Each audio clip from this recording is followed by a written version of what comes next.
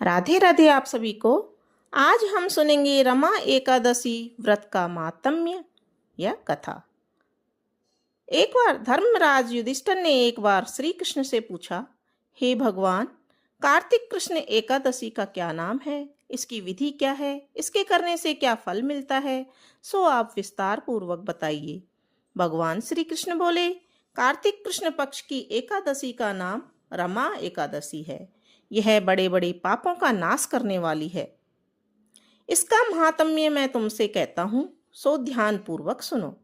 हे राजन, प्राचीन काल में मुचकुंद नाम का एक राजा था।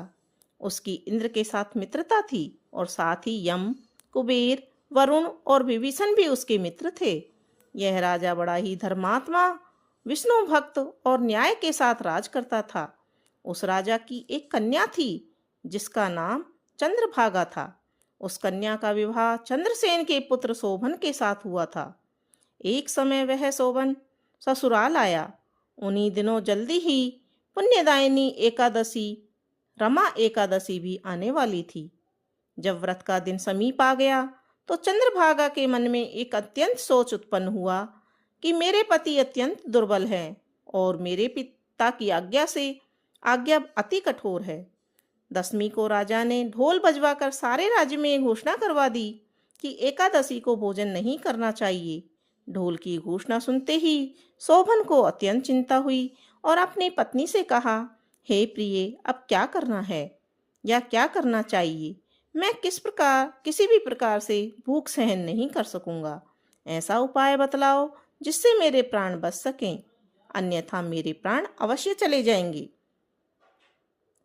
चंद्रभागा कहने लगी, हे स्वामी, मेरा पिता के राज में एकादशी के दिन कोई भी भोजन नहीं करता। हाथी, घोड़ा, ऊंट, बिल्ली, गौ आदि में भी तृण, अन्न, जल आदि ग्रहण नहीं कर सकते। तो फिर मनुष्य का तो कहना ही क्या है। यदि आप भोजन करना चाहते हैं तो किसी दूसरे स्थान पर चले जाइए, क्योंकि यदि आप यहीं रहना चाहते हैं तो आपको अवश्य ही व्रत करना पड़ेगा। ऐसा सुनकर शोभन कहने लगा, तो हे प्रिय, मैं यह व्रत अवश्य करूंगा और जो भाग्य में होगा वह देखा जाएगा। इस प्रकार से विचार कर शोभन ने व्रत रख लिया और भूख व प्यास से अत्यंत पीड़ित होने लगा। जब सूर्य नारायण अस्त हो गए और रात्रि को जागरण का समय आया, जो वैष्णवों के लिए अत्यंत हर्ष देने वाला था, परंतु शोभन के लिए अत्यंत दुखदायी हुआ। प्रातःकाल होते शोभन के प्राण निकल गए। तब राजा ने सुगंधित काष्ठ से उसका दाह संस्कार करवाया, परंतु चंद्रभागा ने अपने पिता की आज्ञा से अपने शरीर को दग्ध नहीं किया और शोभन की अंत्येष्टि क्रिया के बाद अपने पिता के घर में ही रहने लगी। रमा एकादशी के प्रभाव से शोभन को मंदराचल पर्वत पर धन धान्य से युक्त तथा शत्रुओं से रहित एक सुंदर देवपुर प्राप्त हुआ।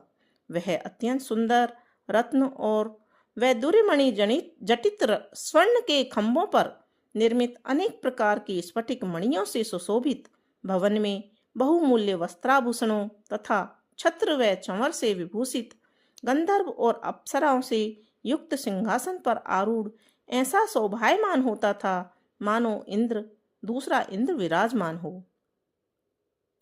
एक समय मुचकुंद नगर में रहने वाले एक सोम शर्मा नामक ब्राह्मण तीर्थ यात्रा करता हुआ घूमता घूमता उधर जा निकला और उसने शोभन को पहचान कर कि यह तो राजा का जवाई शोभन है, उसके निकट गया। शोभन भी उसे पहचान कर अपने आसन से उठकर उसके पास आया और प्रणाम आदि करके कुशल प्रश्न किया। ब्राह्मण ने कहा कि राजा मुचकुंद और आपकी पत्नी कुशल से हैं। नगर में भी सब प्रकार से कुशल है, परंतु हे राजन, हमें आश्चर्य हो रहा है। आप अपना वृत्तांत कहिए कि ऐसा सुंदर नगर जो न कभी देखा न सुना, आपको कैसे प्राप्त हुआ।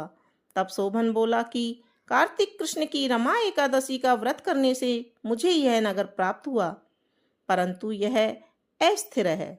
जब यह स्थिर हो जाए ऐसा उपाय कीजिए। ब्राह्मण कहने लगा, हे राजन, यह स्थिर क्यों नहीं है और कैसे स्थिर हो सकता है, आप बताइए, फिर मैं अवश्य में वह उपाय करूंगा। मेरी इस बात को आप मिथ्या ना समझिए। शोभन ने कहा, मैंने इस व्रत को श्रद्धा रहित होकर किया है अतः यह सब कुछ अस्थिर है। यदि आप मुचकुंद की कन्या चंद्रभागा को यह सब वृत्तांत कहें तो यह स्थिर हो सकता है। ऐसा सुनकर उस श्रेष्ठ ब्राह्मण ने अपने नगर लौटकर चंद्रभागा से सब वृत्तांत कह सुनाया। ब्राह्मण की वचन सुनकर चंद्रभागा बड़ी प्रसन्नता से ब्राह्मण से कहने लगी, हे ब्राह्मण, ये सब बातें आपने प्रत्यक्ष देखी हैं या स्वप्न की बातें कर रहे हैं? ब्राह्मण कहने लगा, हे पुत्री, मैंने तुम्हारे महावन में तुम्हारे पति को प्रत्यक्ष देखा है। साथ ही किसी से विजय न हो ऐसा देवताओं के नगर के समान उनका नगर भी देखा है। उन्होंने यह भी कहा है कि यह स्थिर नहीं है। जिस प्रकार वह स्थिर रह सके सो उपाय करना चाहिए। चंद्रभागा कहने लगी, हे विप्र, तुम मुझे वहां ले चलो। मुझे पतिदेव के दर्शन की तीव्र लालसा है। मैं अपने किए हुए पुण्य से उस नगर को स्थिर बना दूंगी। आप ऐसा कार्य कीजिए जिससे उनका हमारा संयोग हो, क्योंकि वियोगी को मिला देना महान पुण्य है। सोम शर्मा यह बात सुनकर चंद्रभागा को लेकर मंदराचल पर्वत के समीप वामदेव ऋषि के आश्रम पर गया। वामदेव जी ने सारी बात सुनकर वेद मंत्रों के उच्चारण से चंद्रभागा का अभिषेक कर दिया। तब ऋषि के मंत्र के प्रभाव और एकादशी के व्रत से चंद्रभागा का शरीर दिव्य हो गया और वह दिव्य गति को प्राप्त हुई।